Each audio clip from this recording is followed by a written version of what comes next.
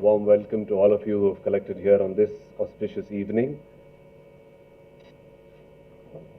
कई बार तो ऐसा लगता था मुझे कि मुझे सिर्फ 5 मिनट के लिए कोई अपनी आंखें दे दे, भगवान बस सिर्फ 5 मिनट के लिए दे दे और मैं देख लूँ सारी चीजें, अपनी बेटी को देख लूँ. This is what we call the voices of darkness. This is actually a blind person speaking. So to go back and talk a little about what Somshila and then Dr. Rao spoke about, well, 29 years ago, you just heard about the story how two individuals from completely diverse walks of life came together to form what is now known as the L.V. Prasad Institute.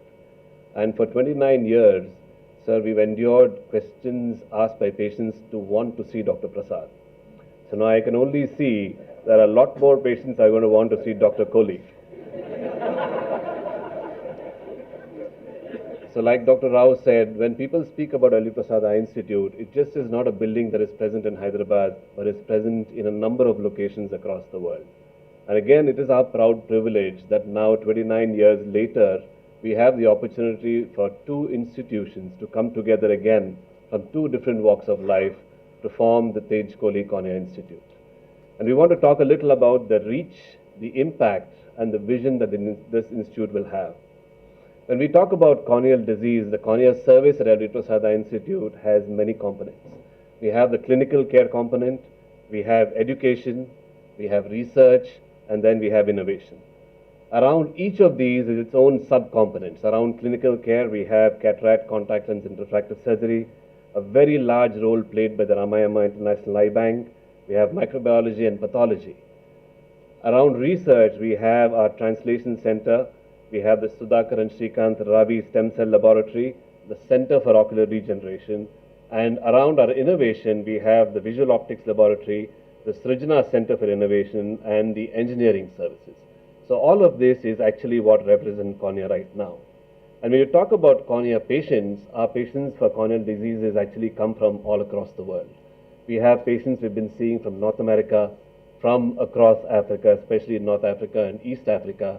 We have patients who are coming in from the Middle East, and obviously the majority of the patients who seek corneal care do come in from across India. Each of those dots represent where patients are coming in from across India. And to take care of all of these patients, we have a fabulous corneal team, each of whom has been trained in wonderful, amazing locations across the world, and each of whom can have on his CV or her CV the fact that they've been trained at one of the top institutes in the world. What we do in the clinic is not just see patients and take care of the diagnosis and therapy of these patients, but also use advanced diagnostic tools and cutting-edge technology to operate on these patients and to restore sight. But amongst all that we do, the thing that is probably closest to our heart is corneal transplantation and in combating blindness. If you also look at where our corneal transplant patients come from, they too come from all over. We have patients who come to us from Eastern and Northern Africa, mainly because there are no trained corneal surgeons in those areas to take care of them. From the Middle East, because there are not enough Central Asia. And if you see, some of our patients even come across from very remote locations in the Indian Ocean. But the majority of our patients actually do come across from every corner of India. And look at those bars on this infographic, tells you the number of patients who come from different parts of India to seek a corneal transplantation with us, and whom we've helped in the past 25 years with corneal transplantation. Like Dr. Rao mentioned, none of this would have been possible without the support of individuals as well as philanthropy and organizations, including industry across the world, and every charitable organization that has been working in the field of eye care, which has in some way or the other touched the field of cornea at our institute. We also are fortunate to be able to be working with a number of top of the notch institutes around the world who continue to do a lot of research with us. And we also are fortunate to have played some role in advocacy, policy, and planning to combat corneal blindness across the world. I'll probably deviate a little by telling you a little bit of a short story. Now, this is two stories actually. This is a patient who I'm just going to call ASR, 45-year-old male entrepreneur from Hyderabad. He has keratoconus. He had corneal transplants twice in both eyes. As you can see, he's lost his left eye following trauma, but he continues to do well in the right eye. 15 years after he had his corneal transplant right now with the help of a contact lens. Now, contrasting this is a story of a patient I'll call just Mr. DVR. He's a 55-year-old farmer who comes from Rajahmundry. He's one-eyed too, and over the last 11 years, we've done 7 corneal transplants for him in that one eye. And it's interesting because every time he comes with a corneal transplant, he's clean-shaven, confident, walks into the clinic by himself. But he doesn't come for follow-up. And when I ask him why he doesn't come for follow-up, he says, Dr. Saab, I have to cross the Godavari River every time and then come to Hyderabad. It's not easy to get here. And every time his transplant fails, when he comes in, he's led in by a child, he's dishevelled, he has uncombed hair, unshaven, and he begs us, Dr. Saab, please this one time do a transplant for me, next time I'll come back. And if you refuse to do a transplant for him, this is what I said to him. He said, Dr. Saab, if you don't do a transplant for me, then that is the end of me. I cannot go home. I will go up to the Godavari, but I will not cross it.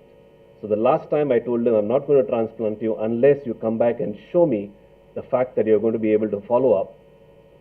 I haven't heard back from him since 2012. So if you look at the burden of corneal blindness across the world, you will notice that the bloated up countries tell you that the burden is the biggest in developing countries. And corneal blindness is responsible for between 6 and 25% of blindness across the world. There are corneal transplantation, which is an excellent recourse for diseases that have good prognosis. But for the top 3 most common disorders that we face with, only 1/5 of the corneal grafts that we do make it up to 5 years after survival. In addition to this, we also found that over 3/4 of our patients travel between 250 to 500 kilometers to come and see us. And if you do the math, you'll actually see that 1/5 of what that patient earns in a year is spent only on travel to come and see us and follow up for his corneal transplant. And if you add the cost of medication, 1/3 of what he earns in a year is only to take care of 1 corneal graft. And this is not even counting the amount of time he's lost because of the fact that he's undergone a surgery and he's in recovery. We've tried to solve this partially by training corneal surgeons. And we've trained corneal surgeons from across the world. We have trained corneal surgeons who've come to us from far and wide. We have trained people who've come to us from North America, from Canada, from Central America, and we also have a cornea fellow who's trained by us, who's present in Argentina right now. We've also had a number of people who've sought training from us who are located right now in Nigeria, Northern Africa, some of them in Eastern Africa, some of them even from Europe, especially from the Middle East. Some of our former cornea fellows have relocated to the United Kingdom too. We also have a corneal fellow from Central Asia. But we also do have a large presence in Southeast Asia, especially in Indonesia, Vietnam, and Cambodia. But the majority of cornea doctors who are trained by us are still located in India. And if you look at the spread of ophthalmologists and corneal specialists who are present in India right now, you see that they actually span the breadth and the width of the country. They are probably more concentrated around the cities, but then the fact that we still do have patients who have to travel long distances to come and see us, that means we haven't trained enough. To support all of us in all these endeavors, we do have a very strong eye bank, the Ramayama International Eye Bank, the biggest eye bank in Southeast Asia, which helps us to do the maximum corneal transplants by any single institute anywhere in the world. And like Dr. Rao just shared with you, it is scaling new frontiers. We also have many diseases that are taken care of by our stem cell laboratory and the Center for Ocular Regeneration, where you have patients who come up with diseases like what you see on the left and are transformed to be given normal corneas like what you see on the right side. There also has been research in disruptive technology where corneal scars or marks in the cornea are being treated not by surgery, but just by drops, by culturing cells from the cornea in the laboratory and using them as eye drops in these patients. We also have been working in many other different spheres.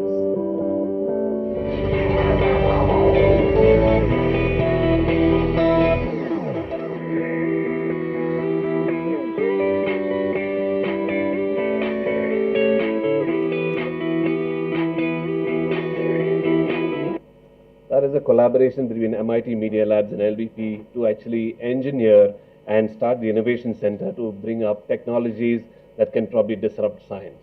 Simple things like a dropper with just a mirror that will help the patient to see where he's putting the eye drop, to so much more complicated issues that we are working with big giants in industry like Microsoft, where we're building a model that can predict the outcomes of surgery even before surgery has been done. So this is what we're doing right now, but what is the vision for the future? The vision could include a lot of different things, but what we'd like to start with is the fact that we would like to strengthen the network that we have and use the Tej Kohli Cornea Institute as an umbrella organization to strengthen our service delivery, education, research, advocacy, planning, and policy decisions that we make. We also would like to develop models of available, accessible, and affordable eye care at the secondary level of care and build a network of cornea care specialists across our network. We also would like to enhance and develop strategies for preventive eye care, which probably is going to save us more money from the point of view of patients not having to travel for corneal blindness by preventing it. We also would like to enhance eye banking network and the quality of eye banking in the country, improve access to corneal tissues across the country, and train more and more corneal surgeons with the help of organizations like Sightline.